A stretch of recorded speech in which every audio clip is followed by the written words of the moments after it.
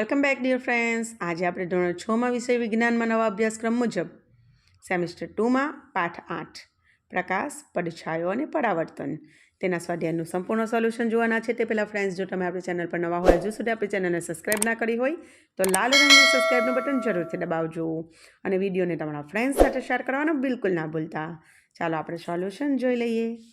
નીચેના બોક્સને યોગ્ય ક્રમમાં ગોઠવો જેથી અપારદર્શક પદાર્થોને સમજી શકાય. પદાર્થો છે, અપારદર્શક પડછાયો બતાવે. એને ગોઠવીને લખવાનું છે, રમત જેવું છે, બરાબર? તમને મજા પણ આવે. જવાબ આવશે અપારદર્શક પદાર્થો પડછાયો બતાવે છે. પ્રશ્ન 2. નીચેના પદાર્થોને અપારદર્શક, પારદર્શક કે પારભાષક અને પ્રકાશિત કે અપ્રકાશિતમાં વર્ગીકૃત કરો. વર્ગીકરણ કરવાનું છે. એક્ઝામમાં મોટા ભાગે આવું પૂછાતું હોય છે કે તમને આપી દે પદાર્થોના નામો, કેટલાક અપારદર્શક, કેટલાક પારદર્શક, કેટલાક પારભાષક, અને પછી કહેવામાં આવે કે આને તમે વર્ગીકૃત કરો. અને આવું મોટા ભાગે 3 થી 5 માર્ક્સમાં પૂછાતું હોય છે. ખાસ ધ્યાનથી સમજજો. હવા, પાણી, ખડકનો ટુકડો, એલ્યુમિનિયમ શીટ, અરીસો, લાકડાનું પાટિયું, પ્લાસ્ટિકનું પડ, સીડી, ધુમાડો, સાદા કાચની પ્લેટ, ધુમ્મસ, લોખંડનો લાલચોળ ટુકડો, છત્રી, પ્રકાશિત ફ્લોરોસેન્ટ ટ્યુબ, દિવાલ, કાર્બન પેપર, ગેસ, બર્નરની જ્યોત, કાર્ડબોર્ડ, પ્રકાશિત ટોર્ચ, સેલોફેન પેપર, તારનું ગૂંચળું, કેરોસીન સ્ટવ, સૂર્ય, આગ્યો, ચંદ્ર વગેરે. અત્યાર સુધી આપણે જોયા. હવે આપણે એને સરસ રીતે સમજીને વર્ગીકૃત કરવાના છે. એ માટે તમારે પેન્સિલથી કોષ્ટક તૈયાર કરી દેવાનું છે. એમાં અપારદર્શક પદાર્થોમાં આપણે લખીશું ખડકનો ટુકડો, એલ્યુમિનિયમ શીટ, અરીસો, લાકડાનું પાટિયું, સીડી, લોખંડનો લાલચોળ ટુકડો, છત્રી, પ્રકાશિત ફ્લોરેસેન્ટ ટ્યુબ, દિવાલ, કાર્બન પેપર, ગેસ, બર્નરની જ્યોત, કાર્ડબોર્ડ, પ્રકાશિત ટોર્ચ, તારનું ગૂંચળું, કેરોસીન સ્ટવ, સૂર્ય, આગ્યો, ચંદ્ર વગેરે, બરાબર? પછી પારદર્શકમાં આવશે હવા, પાણી, સાદા કાચની પ્લેટ, સેલોફેન પેપર. અને પારભાષક એમાં આવશે પ્લાસ્ટિકનું પડ, ધુમાડો, ધુમ્મસ.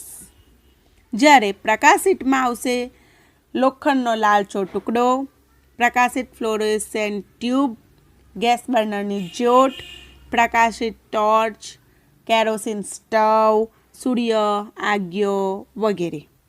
અને અપ્રકાશિત એમાં આપણે સમાવેશ થશે હવાનો, પાણી, ખડકનો ટુકડો, એલ્યુમિનિયમ શીટ, અરીસો, લાકડાનું પાટિયું, પ્લાસ્ટિકનું પડ, સીડી, ધુમાડો, કાચની પ્લેટ, સાદા કાચની પ્લેટ, ધુમ્મસ, છત્રી, દિવાલ, carbon paper, cardboard, cellophane paper, તારનું ગૂંચળું અને ચંદ્ર.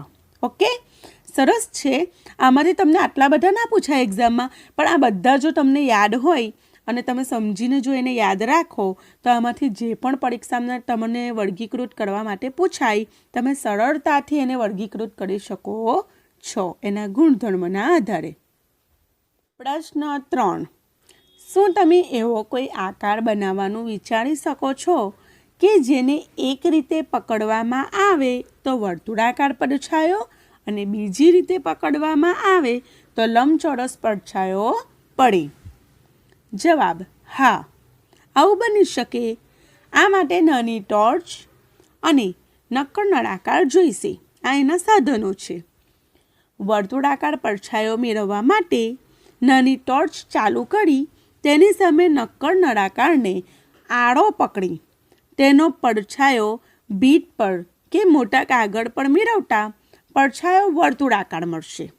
જુઓ ફ્રેન્ડ્સ, એ નંબરની જે આકૃતિ આપણને દર્શાવેલી છે એમાં ટોર્ચ અને આડો નળાકાર ભાગ દર્શાવેલો છે, બરાબર? તો તમે જોઈ શકો છો કે પડછાયો એને જે પડે છે એ વર્તુળાકાર પડે છે પડદા ઉપર, બરાબર. તમે આ રીતે પેન્સિલથી આકૃતિ પર લખી શકો છો, દોરી શકો છો સરસ મજાની, બરાબર. ચાલો, લંબચોરસ પડછાયો મેળવવા માટે નાની ટોર્ચ ચાલુ કરી તેની સામે નક્કર નળાકારને શિરોલંબ ઊભો, પહેલા વખત આપણે આડો લખ્યો હતો, બરાબર, નળાકાર, ત્યારે આપણને ગોળાકાર પડછાયો મળ્યો હતો. હવે આપણે ઊભો નળાકાર રાખવાનો છે, બરાબર. તો તેનો પડછાયો બીટ પર મોટા કાગળ પર લેવામાં આવે કે પડતા પર લેવામાં આવે તો તે લંબચોરસ મળશે, જે આપણે આકૃતિ બીમાં જોઈ શકીએ છે. એટલે એક જ પદાર્થ છે, પણ એને કઈ રીતે આપણે ગોઠવણ કરીએ છીએ એના આધારે એનો પડછાયો બદલાય છે. પ્રશ્ન 4.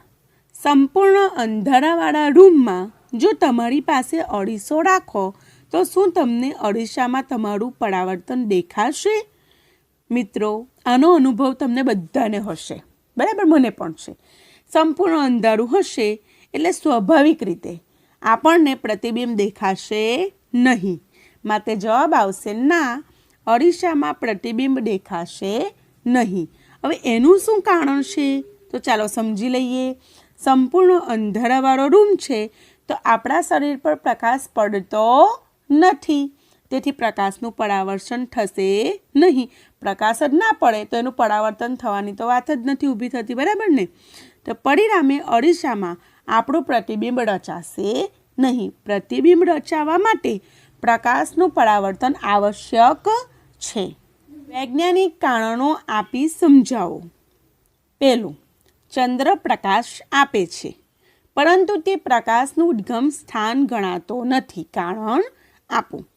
જવાબ, જે પદાર્થ પોતે પ્રકાશનું ઉત્સર્જન કરતો હોય તે પદાર્થને પ્રકાશનું ઉદ્ગમ સ્થાન કહેવાય. ચંદ્ર પોતે પ્રકાશનું ઉત્સર્જન કરતો નથી, પરંતુ તેના પર પડતા સૂર્યપ્રકાશના કિરણોને પાછા ફેંકે છે. તેને કારણે તે પ્રકાશિત દેખાય છે. તેથી ચંદ્ર પ્રકાશનું ઉદ્ગમ સ્થાન ગણાતો નથી. બીજું વૈજ્ઞાનિક કારણ જોઈ લઈએ. અંધારા ઓરડામાંની વસ્તુ આપણે જોઈ શકતા નથી. કારણ આપો. આનો આપણા બધાનો અનુભવ છે, પણ એનું કારણ કદાચ કોઈક ના જાણતા હોય એવું બને. ચાલો આપણે જોઈ લઈએ. જવાબ, વસ્તુ પર પડતો પ્રકાશ પાછો ફેંકાય, આપણી આંખમાં પ્રવેશે તો તે વસ્તુ જોઈ શકાય. અંધારા ઓરડામાં પ્રકાશ હોતો નથી, તેથી વસ્તુ પર પ્રકાશ પડતો નથી અને વસ્તુ જોઈ શકાતી નથી. ત્રીજું વૈજ્ઞાનિક કારણ. ચશ્મા પહેરનાર વ્યક્તિ ઘણીવાર ચશ્માના કાચ લૂછતી હોય છે. જો કોઈકને ચશ્મો હોય તો તમે જોતા હશો કે એમના કાચને ઘણી વખત સાફ કરતા હોય છે. તો શા માટે કરતા હશે? ચાલો આપણે જોઈ લઈએ એનો જવાબ.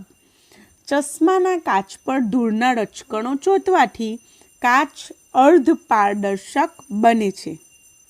ચશ્માના કાચ લૂછવાથી ધૂળના રચકણો દૂર થાય છે અને કાચ પારદર્શક બનવાથી સ્પષ્ટ જોઈ શકાય છે.